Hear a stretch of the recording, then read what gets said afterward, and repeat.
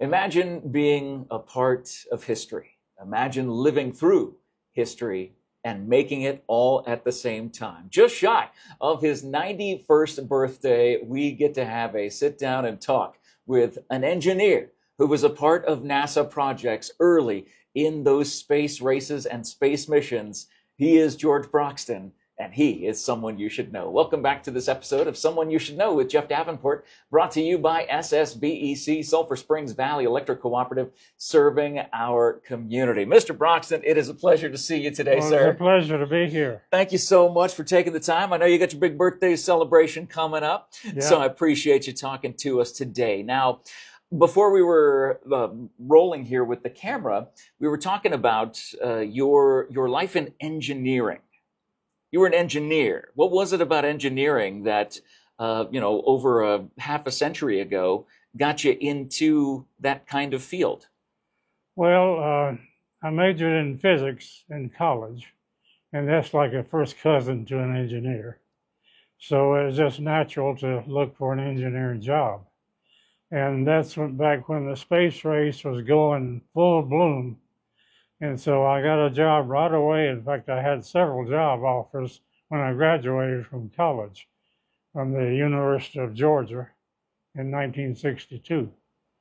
So I had my pick of 2, 3, or 4 different jobs, and I chose this one in Huntsville, Alabama, which was really big right in the middle of the space race. If any town was, it was Huntsville, Alabama. Yep.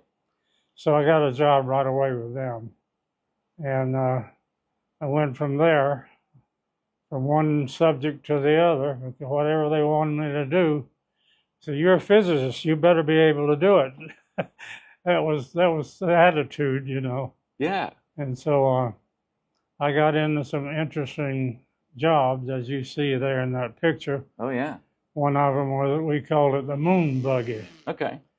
But it actually was a vehicle with 4 huge wheels, as you can see in one of those pictures. Yeah, exactly. The wheels are about that much in diameter, I think. And my job was to run this vehicle through a bunch of strenuous tests to make sure that it would operate when it was sent to the moon. So it was going to the moon.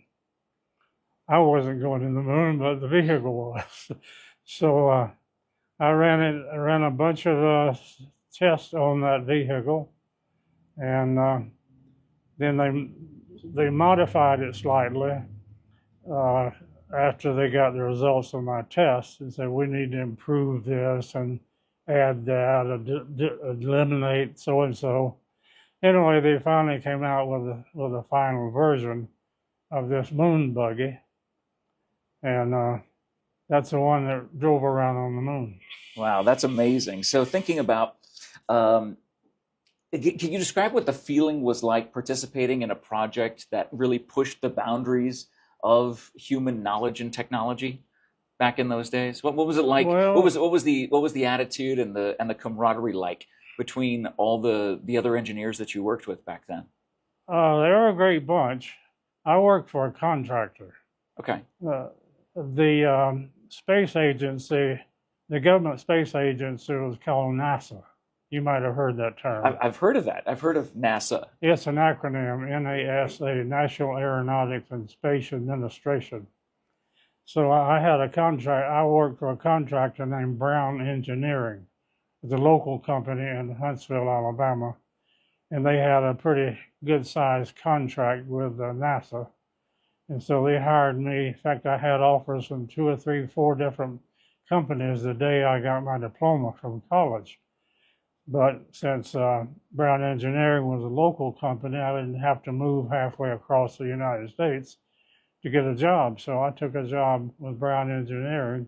And hence were you already in Huntsville, or were you in the vicinity? I know I actually graduated from University of Georgia, which is in Athens, Georgia. Okay.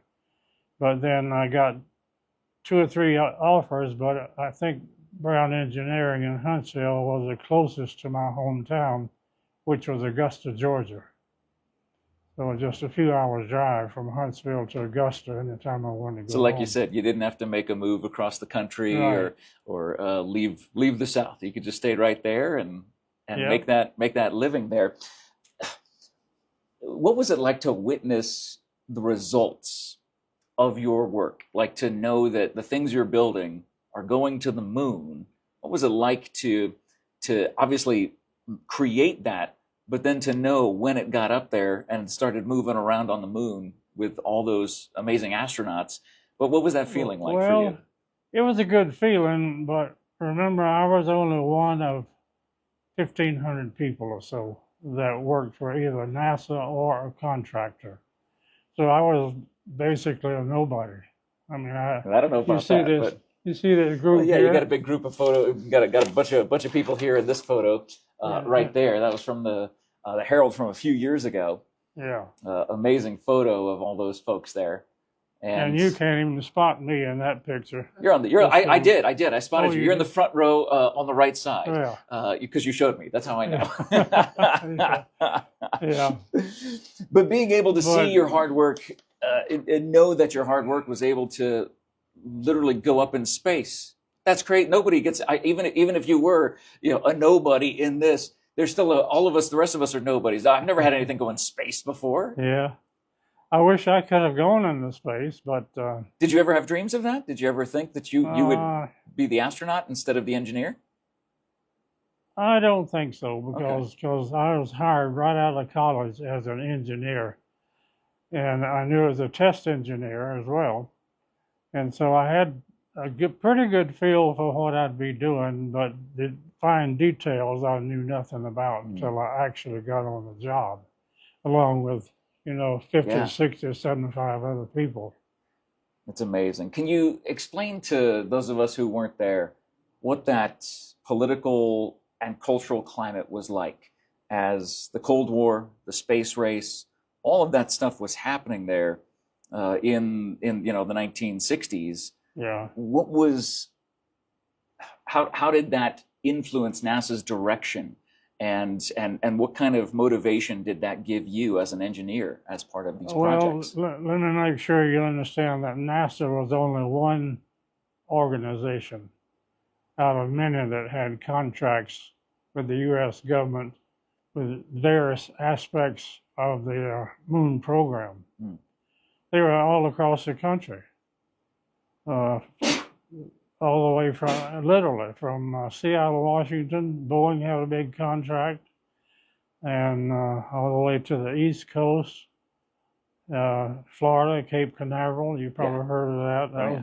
That was a big space. The launch site. Yeah. Yeah. Hmm. And so I made a few trips when Boeing. I worked for Boeing, and if they wanted me to talk to somebody in Florida, then I had to go from Huntsville, fly down to Florida, and meet with some engineers down there and discuss whatever aspect came up. And that's just the way it went. So, but can you describe to people who didn't live through that? What was that space race like? The cosmonauts, the Russians, were trying to get all of their stuff together to be able to be the first, in space, to be the first to land on the moon. What were those emotions like back then? Well, I can't be too dramatic about it, but I just say it was very exciting and very rewarding to be part of it. Those are the two best words I can think of. Hmm. What were some of the rewards? What made you feel like the reward was? Was it watching the small steps for man and the giant So leap for some of it, mankind? they sent me down to Cape Canaveral at least once, uh, and I went to where was it, Los Alamos? I think it's Los Alamos. Several different places. Wherever they wanted me to do something, he gave me a ticket and said, "Here, show up there on Monday morning at this office and this name and this phone number, and they'll tell you what to do." Oh, that's great. That is super fun. What were some of the biggest lessons, or maybe a piece of advice that you could pass on to maybe the next generation of engineers, the engineers who are currently working on amazing projects from SpaceX and things like that. I mean, you were one of those, thousands of pioneers that started this whole space program. Do you have any advice for people like that? Stick with it. Don't give up. It's tough sometimes. Engineering is a very complex field. Plus, you have several kinds of engineering. You have electrical engineering, mechanical engineering, chemical engineering, human engineering, believe it or not. Yeah. So I sort of touched on almost all of them at one time or the other while I worked for this local company, Brown Engineering. They had a big support contract with NASA. Is Brown Engineering still around, or did it get bought out by some other company? Or I have no idea if it still exists or not. If you're still around, let us know. And this is one of your former employees, and he's celebrating a birthday. So say happy birthday in the chat here. Yeah. That's awesome. Now, given the rise of private companies, the SpaceX, the Blue Origins, what role do you see NASA playing in future exploration of space when we have these other private companies? NASA will be in the middle of it because it's called the National Aerospace and what is NASA? National. I forget what the others stand for now. Yeah, Space Administration. Yeah. Yeah, something like that. But it was a very rewarding experience. I don't regret 1 minute that I spent in the space program. Well, and it opened doors for me to get jobs at other places. I had no problem getting a job when I got out of college and sent out several applications. I think every one of them wanted to hire me. So I got a job out here. And I was going to say, what brought you out here to Sierra Vista? Well, that's sort of different. I was working for Boeing at the time, but I got laid off because the program that I was working on got canceled. Oh, no. And so they had to send me somewhere, and there was an opening here. And my wife brought me a telegram, and one day she said, "Hey, it looks like you got a job offer from Hoochie Coochie." She didn't even know how to pronounce it. I'm not kidding you, that's what happened. Yeah. And I said, "Let me see that telegram." I said, "Yep, that's real. We can put the house up for sale." I was in Seattle at the time, working for Boeing. Put the house up for sale and get ready and pack up because we're moving to Arizona. And you never looked back. No, you've been here ever since. Been here ever since. That was April 1970. Oh my goodness! You think of all the changes that you've seen just in the landscape of engineering and technology, but to think the changes you've seen here in southern Arizona, in Cochise County, over the years that you've been here. Yeah, it's been great. I can't say I regret a minute of it. Man, well, what an amazing life. And, the whole reason that we did this episode of Someone You Should Know, brought to you by SSVEC, was because it was brought to our attention by someone very special to you that wanted to... my pastor. That's right, your pastor's Alex. Here. Come on over here, Pastor Alex. And I'll stand. You just sit right here. Pastor Alex, great to see you. Talk about what it means to have George Broxton as a part of your church and a part of this community. Well, it's an honor to be his pastor and to have someone so wise, full of wisdom to help out and be an elder in the church. 1 Corinthians 5:17 teaches us to show double honor to our elders. And so 7 years ago, when I was handed over the keys to take over this church, there were about 3-4 people there, and George was one of the pillars in the church, and I've learned a lot from him, a lot of the history, and he's just been there, and it feels good to have people like him in the community that are still active to help. Talk about that. Talk about the active nature to help support. He's our lead praise and worship singer. He starts off every Sunday morning with 2 or 3 songs, still from the Redback hymnals. We don't stray from those, and it's just. I try to spend as much time with him and learn from him. He's involved with the community, with music, forming clubs, photography club. Yeah, the camera, Sierra That's right, Vista yeah. Camera Club. Yeah, Sierra Vista Camera Club, which Camera that just celebrated its 50th anniversary a little bit ago. I mean, it's been around a long time. So yeah, you were one of the last founding November, members. You were one of the founding members of that. Yeah, I was. I started it. That's awesome. So it's like every day I just learn something new from George, and I just want to be here to support him in any way possible, him and the family. And I've learned a lot about our building. Our church building was the first church built in Sierra Vista in 1954. And which church? It's a Sierra Vista Church of God, 365 Taylor Drive.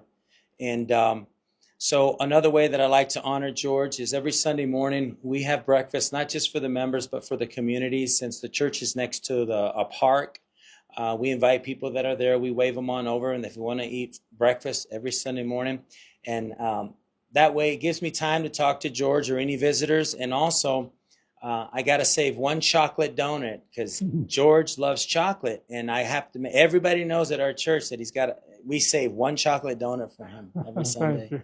And another interesting thing that I learned from George is when the church was being built in 1954, there was a honky-tonk beer joint out in Palominas, and they were tearing it down. And some people from our church had some connections over there, and they donated all the wood that is on our second level floor. It creaks and cracks, but it's still holding on. Wow. So it's kind of awesome to have some history there. So yeah, Brother George, just want to say happy birthday. This coming Sunday, we're going to celebrate your birthday. We're going to have some chocolate cake for you. We're going to have a catered meal from Panda Express, and anybody's welcome to come on by and just join us and hang out and talk to George. We're going to honor him, maybe roast him a little bit, and give him some balloons. So, George, just want to say from the bottom of my heart and from the Sierra Vista Church of God, we love you and we appreciate you, all your support, being a role model and a mentor for us and also for the community. Hey, I appreciate it, and I enjoy having you as a pastor. I'll throw that free. and he's looking forward to that chocolate cake. Yeah, that's what he's doing. Well, this is a great time. And again, so this Sunday, the community is invited to hang out with George, celebrate his 91st birthday. Give us the details again. So breakfast will be served at 10, from 10 to 10:45. And then we'll go upstairs to the sanctuary where we will honor George. We'll allow George, he'll play a few songs for the church and we'll worship. And then there'll be several people standing up to speak to him. We'll be showing this video again on the television screens.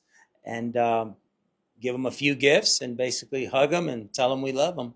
Well, and that is a day well spent, and you can do that this coming Sunday at the Sierra Vista Church of God right there on Taylor. 365 Taylor Drive. On Taylor Drive there on the north side of town. Well, George, it's been an absolute pleasure to get to chat with you today, my friend. I appreciate Thank you so much for your time, and thank you for letting us get to know someone we should know. He is George Broxton, and he is someone you should know. Thank you for watching this episode of Someone You Should Know with Jeff Davenport, brought to you by SSVEC, Sulphur Springs Valley Electric Cooperative, serving our community. From the space race all the way to making sure he gets his chocolate donuts at church every Sunday, he is George Broxton, and he is definitely someone you should know. Wish him a happy birthday in the live chat as he celebrates the big 91, and have a great day, everybody. We'll check in with you again later on. Awesome. Look at you.